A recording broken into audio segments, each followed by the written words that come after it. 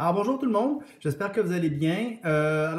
Théoriquement, comme je vous l'ai dit hier par courriel, tout le monde devrait avoir reçu sa correction pour le travail sur l'éthique. Alors si jamais quelqu'un qui ne l'a pas reçu, n'hésitez pas à me le dire, je vais vous la renvoyer. J'ai toutes les pardonnez-moi, j'ai toutes vos copies dans mon dossier, mais des fois après une correction, j'oublie de l'envoyer ou un étudiant ne voit pas le courriel passer pour une raison ou pour une autre. Par exemple, vous avez 10 millions de choses à faire, dont 10 millions de courriels à gérer. Ce genre de choses-là arrive, que ce soit de vous ou moi, peu importe. L'important, c'est que vous ayez votre correction. Alors là, vous êtes en train de faire votre discussion. Je vous laisse aller là-dessus. Moi, je vais les lire juste en début de semaine prochaine. Déjà, jeter un œil, là, mais je vais m'y affairer plus sérieusement lundi prochain. Là, je veux revenir sur le travail d'éthique. Puis en passant, de façon générale, ça a vraiment bien été. Vous avez tous, vraiment tout le monde, bien compris la matière, avait été capable de lier la situation que vous avez décrite ou que vous avez choisie à la doctrine en éthique militaire. Alors déjà, ça, là, moi, ça me satisfait vraiment beaucoup parce que c'est le gros de l'objectif, s'assurer que vous compreniez bien la matière. Puis ça, ben, c'est un acquis assez global puis assez massif, si je puis me permettre. Maintenant, je voudrais qu'on regarde un peu les points à améliorer pour les prochains travaux. Il nous reste 2 gros travaux écrits avant la fin. Je vais profiter de cette occasion-ci pour présenter les gros points importants sur lesquels j'aimerais que vous travaillez. Il y en a qui n'ont pas eu de problème avec ça, mais c'est quand même des choses qui sont revenues dans le groupe, là, des trucs qui reviennent, puis qui reviennent dans tous les cours, c'est normal. Puis aussi, ben, c'est valable aussi pour ceux qui l'ont réussi pour bien s'assurer que ça n'a pas été un accident, que vous le fassiez bien, puis que vous continuiez à le faire comme il faut.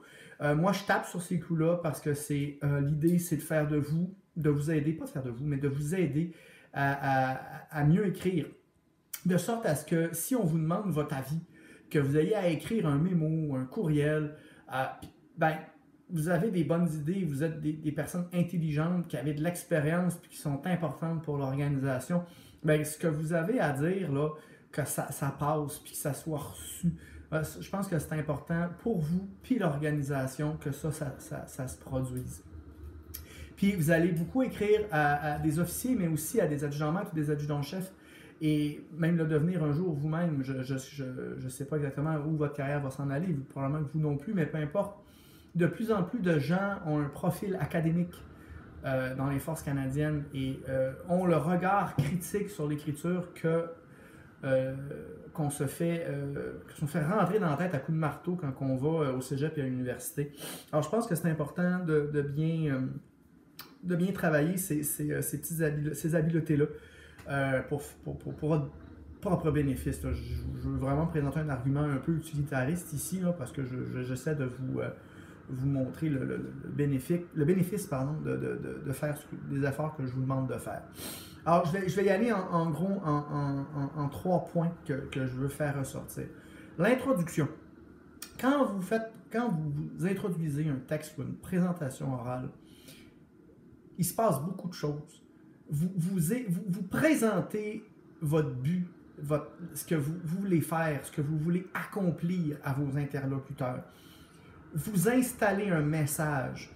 Plus vous allez le contrôler, ce message-là, plus vous allez réduire l'espace de manœuvre interprétative, si vous me permettez l'expression, à vos interlocuteurs, ben plus que le message que vous voulez transmettre, comme vous voulez le transmettre, va passer, va être assuré. Puis ça implique d'être précis dans votre introduction. Ça veut dire, et c'est ce qui manquait surtout, pas juste de raconter l'histoire éthique, pas juste de me dire, je vais parler d'un dilemme, voici les options. C'est bon de dire ça, ça nous en dit sur ce que vous voulez faire, mais il reste la marge de manœuvre après, là. Hey, es-tu pour lui? Es-tu con? C'est-tu correct dans sa tête? C'est-tu pas correct? Réglez ça tout de suite. Dites la position que vous voulez défendre. Dans le prochain travail sur le leadership, vous allez raconter un épisode de leadership. Ben, dites-nous ce que vous allez me montrer sur cet exemple-là. C'était-tu bon? C'était-tu pas bon? Je veux le lire dans l'introduction. Là, je vais faire une parenthèse. J'ai oublié de le dire au début, puis c'était en haut dans mon papier. Je ne sais pas pourquoi j'ai oublié. Les exemples qui viennent avec les consignes Suivez-les surtout pour le format. Parce qu'au niveau de la qualité de l'argument, moi, je vous demande des choses qui sont un peu différentes de ce qui est retrouvé là-dedans. Je vais essayer je vais essayer de retravailler l'exemple du travail sur le leadership pour vous le renvoyer, question que ça corrige un peu les lacunes, là, que ça reflète un peu mieux ce que moi je vous demande de faire. Alors, mais a priori, fiez-vous à mes corrections, à ce que je dis dans cette vidéo-là, puis au document de modèle d'argument puis d'introduction que je vous ai envoyé sur comment écrire votre texte plus que sur l'exemple. Voyez vraiment les exemples comme un format plutôt que ce qu'il faut que vous rentiez dans votre contenu. Fin de la parenthèse. Alors, pour ce qui est de l'introduction, je reviens à ça. Excusez-moi d'avoir sauté du coq à l'âne, surtout que c'est mon troisième point qui dit « ne fais pas ça ». Cordonnier mal chaussé, il faut croire. Alors, pour l'introduction, ça clôt pas mal ce que j'avais à dire. Maintenant, j'ai beaucoup, je veux, et encore dans l'exemple, ils ne le font pas. Dans l'exemple, on parle d'obéir à l'autorité légale et on ne la définit pas. Ils vont juste nous dire, l'autorité légale, c'est ça. Mais obéir et appuyer l'autorité légale, c'est plus que d'avoir une autorité légale. Qu'est-ce que ça veut dire y obéir? Qu'est-ce que ça veut dire y l'appuyer? C'est important de définir votre concept, de dire, dans le cas où c'est un concept, c'est quoi la base de mon argument? Moi, je vous dis, Maxime est grand, ben, je me permets de dire ça parce que je me donne une base puis que je l'explique. C'est bon, ben, si tu es plus grand que la moyenne par une marge significative, ben, on pourra dire que tu es grand. Après ça, je montre que Maxime remplit ce critère-là dans l'exemple que j'avais envoyé au début du cours. Et c'est ça l'idée. Hein? Alors, c'est quoi obéir et appuyer l'autorité légale? Ça veut dire faire ça, ça, ça, ça. Roger a fait ça, ça, ça, ça. Eh bien, c'est pas conforme à ça à cause de telle et telle raison qui, dans la définition puis dans les données, ce que Roger a fait, bien, ça marche pas. Puis là, vous le relevez. Boum, votre argument y est fait. Hein? Dans le prochain travail, vous allez devoir, en parlant du modèle intégratif de leadership, parler des attentes, des résultats, des résultats essentiels primaires et secondaires. Alors, si vous me parlez du succès de la mission, définissez-la. Dites pas juste succès de la mission. Dites-moi ce que ça veut dire dans le modèle intégratif, succès de la mission. Je veux le lire, par exemple.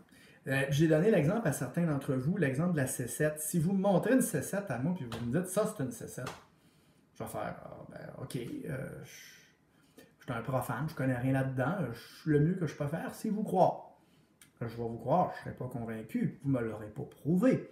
Mais si avant vous me dites, André, une C7, c'est ça, ça, ça, ça, ça, puis regarde cette arme-là, elle a exactement ce que je viens de te dire qu'est une C7, c'est-à-dire elle a ça, ça, ça, ça comme caractéristique. Là, je vais faire, hein? Ben oui, vous avez raison, ça c'est une C7. Je ne vais pas juste vous croire, vous allez m'avoir convaincu. Ça l'idée, c'est ça la différence. Alors j'espère, moi, vous avoir convaincu d'adopter cette stratégie-là. Dernier point que j'ai complètement échoué durant cette vidéo-là, c'est l'organisation de vos idées. Il y en avait à certains égards qui sautaient du coq à l'âne, comme j'ai fait tantôt avec ma parenthèse, qui passaient de « voici le problème éthique de la situation », puis là, oups, la phrase suivante, on commençait à parler de la situation dans laquelle eux, ils se trouvaient. Alors qu'il y avait une section juste après où ils allaient me parler de ça. Fait que là, on sautait de le problème, la décision, on revenait au problème, on retournait à la décision. Fait qu'on dansait comme ça un petit peu dans le texte. Il y a des lecteurs expérimentés et de bonne foi qui réussissent à suivre des arguments qui sont orchestrés de cette façon-là, mais c'est risqué. Parce que des fois, on peut pogner du monde qui sont de mauvaise foi ou qui juste, c'est difficile pour eux de suivre des textes qui sont comme ça ou des présentations orales qui sont comme ça.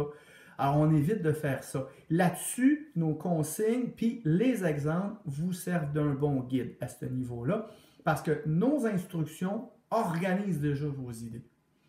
Et dans les exemples aussi, c'est normalement assez bien fait. Alors, essayez de regrouper vos idées pour que chaque paragraphe, chaque section discute bien d'une seule chose, sans anticiper sur d'autres problèmes puis d'autres choses. Comme ça, vos idées vont être plus faciles à suivre. Alors, j'espère avoir été clair malgré le fait que j'ai sauté du coq à l'âne.